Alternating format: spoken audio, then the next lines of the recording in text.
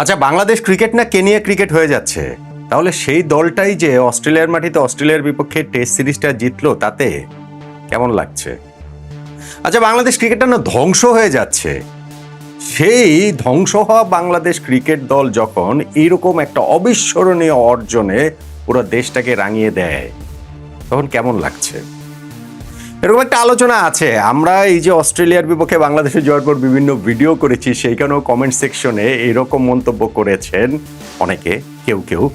সেই কেউ কেউর মধ্যে আবার দুইটা ভাগ রয়েছে। আসলেই বাংলাদেশ ক্রিকেটের ওই অবস্থার সঙ্গে এই অবস্থা মেলালে আমরা কি দেখতে পাই? এবং আমাকে যে প্রশ্নটা করছেন, সেই প্রশ্নটা আমি আসলে করতে চাই আরো কিছু কুশীলবদের।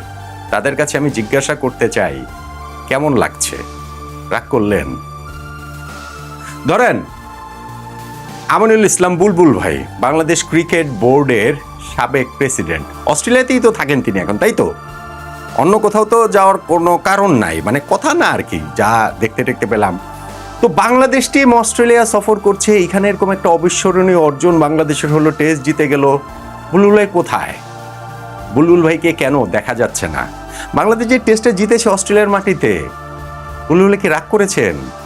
মানে আমাদের দল যখনই অস্ট্রেলিয়াতে গিয়েছে বিভিন্ন সময়ে, সেটা কি বলা চলে যে 2015 ওয়ার্ল্ড কাপের কথা বলেন, কিংবা অন্যান্য সময়, আমরা সব সময় আমাদের অন্যান্য বয়সভিত্তিক দল বলেন, যে কোনো কিছু হলে মিডিয়া গিয়েই তো অস্ট্রেলিয়া গিয়ে বুলবুল ভাইকে খুঁজে পায়। এইবার কি বুলবুল ভাইকে আসলে খুঁজে পাওয়া যাচ্ছে না, নাকি বুলবুল ভাই আসলে কোন জায়গাটাতে রয়েছেন? মানে আমি জানি না, আমি সিরিয়াসলি, আমি কি আর ইন্টারনেটের এই বিশাল দুনিয়ার সব তো আর আমি দেখতে পারি না? আমি কোথাও দেখি নাই যে বাংলাদেশ টেস্ট জেতার পরে বুলবুল ভাইয়ের রিয়াকশন, সেই রিয়াকশনটা আসলে একটু আমার দেখতে ইচ্ছে করে। যে মাস 6 আগে তিনি যখন বোর্ড প্রেসিডেন্ট ছিলেন, তখন যে আমরা T20 বিশ্বকাপ খেলতে যাইনি, এবং স্পষ্টত তো যে বাংলাদেশ ক্রিকেট ধ্বংসের একটা ষড়যন্ত্র হচ্ছিল, একদম ষড়যন্ত্র, এখানে কোনো মাঝামাঝি কিছু নাই, এবং সেইটার সঙ্গে ভেরি মাচ ইনভলভ তিনি এবং তারাও ছিলেন।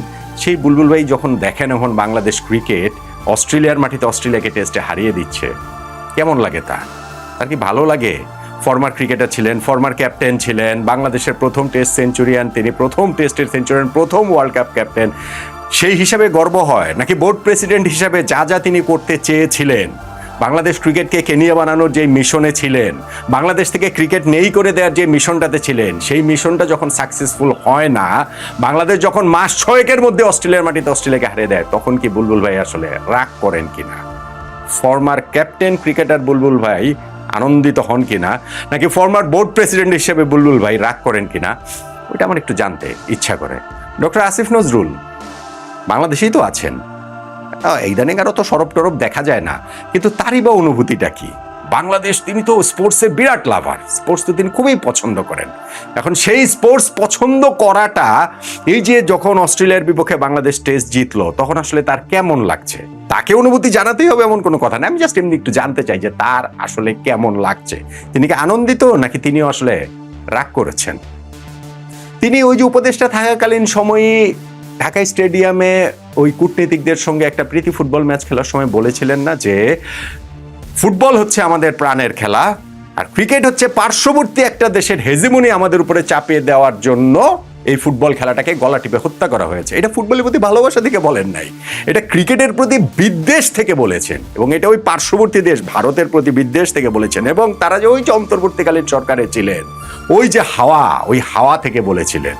এবং ঠিকই তো, তিনি আবার ওই পার্শ্ববর্তী দেশের হেজেমনি হিসাবে ক্রিকেটকে দেখে এই ক্রিকেটটাকে ধ্বংসই করতে চেয়েছিলেন। তিনি যখন ক্রীড়া উপদেষ্টা, তখনই তো আমরা T20 বিশ্বকাপ খেলতে না যাওয়ার মতো সিদ্ধান্তটা নিয়েছি, যেই সিদ্ধান্ত নেয়ার পরে, ক্রিকেটারদের সঙ্গে আলোচনার পর এসে মিডিয়ার সামনে তিনি বললেন যে এটা সরকারের সিদ্ধান্ত, নিরাপত্তার কারণে আমি যাব না। অথচ আবার যখন জাতীয় নির্বাচন ঘনিয়ে আসছে, 2-1 দিন বাকি, তখন আবার তিনি বললেন যে কিসের এটা আমাদের সিদ্ধান্ত, এটা তো ক্রিকেটারদের সিদ্ধান্ত, ক্রিকেট বোর্ডের সিদ্ধান্ত। যদিও আবার পরবর্তীতে কারেকশন করেছেন, কারণ এইটা তো ভাই একটা ডাহা মিথ্যা কথা। আমাদের ক্রিকেটার 2 জন মেন্টাল কোমায় পর্যন্ত চলে গেছে ওয়ার্ল্ড কাপ খেলতে না পেরে। সো ডক্টর আসিফ নজরুল তো ওইসব কথা বললেই হবে না। এখন যখন এই অস্ট্রেলিয়ার বিপক্ষে বাংলাদেশ টেস্ট ম্যাচ জিতেছে, অস্ট্রেলিয়ার মাটিতে জিতেছে, স্পোর্টস লাভার হিসাবে তো তার খুবই আনন্দিত হওয়ার কথা। নাকি তিনি ক্রীড়া উপদেষ্টা হিসাবে যেসব হাওয়াই ম্যান্ডেট নিয়ে, ওই ম্যান্ডেট যদি বলেন আর কি, তিনি যে মিশনটাতে ছিলেন আমাদের ক্রিকেটটাকে শেষ করে দেওয়ার, বাংলাদেশ ক্রিকেটকে কেনিয়া করে দেওয়ার। এটা যখন হচ্ছে না, যখন বাংলাদেশ ক্রিকেট এই মাস ছয়েকের মধ্যেই ঘুরে দাঁড়িয়ে অস্ট্রেলিয়া মাটিতে অস্ট্রেলিয়াকে টেস্টে হারিয়ে দেয়, তখন কি তিনিও রাগ করেন কিনা? আমাদের সেই ক্রিকেট বোর্ডের আরো যারা হচ্ছে হর্তাকর্তা যারা ছিলেন, ওই যে গায়ক আসিফ আকবর, কোথায় তিনি? গায়ক আসিফ আকবরের হম্বিটম্বি কি মাঝে মাঝে দেখি, কিছুদিন পর পর দেখি এখানে সেখানে উল্টাপাল্টা কথা বলে একটু আলোচনায় থাকার চেষ্টা। তিনি নিজে গায়ক, কিন্তু গত 10-15 বছরে তার কোনো গান কি আসলে আছে যেই গানটা আসলে মানে হিট হয়েছে, যেই গান দিয়ে মানুষ তাকে চিনে?